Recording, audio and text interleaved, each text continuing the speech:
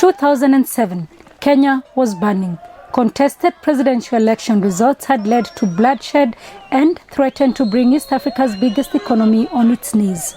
January 2008, with at least 500 people now dead in the spiraling conflict, Kofi Annan arrived in Kenya to lead a panel of eminent African personalities to mediate an agreement between Kibaki's Party of National Unity and Odinga's Orange Democratic Movement. President Kibaki and Prime Minister Odinga, we look to them to steer this difficult process of nation building. That the Annan-led efforts brought Kenya from the brink is in no doubt. News of his death met with shock in the Kenyan capital, Nairobi. That Kenya stands because of him. And we're very grateful for what he did for us in this nation as a nation.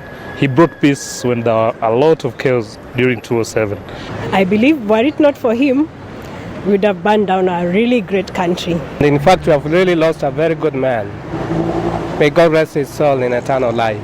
Indeed, former Prime Minister Raila Odinga alluded to these same sentiments in his tribute, indicating that Annan stepped in and saved the country from collapse following the 2007-2008 post-election violence.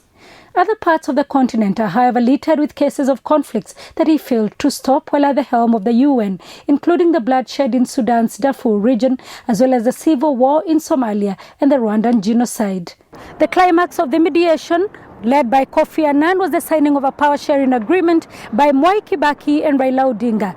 It led to the formation of a coalition government, and 2 years later, the promulgation of a constitution right here at Uhuru Park grounds in Nairobi, witnessed by Annan. He has severally said that the country still has a lot to do if it's to attain the dream that is set out in the constitution, that of healing a nation torn apart by years of politics and ethnic divisions. Sarah Kimani, SABC News in Nairobi, Kenya.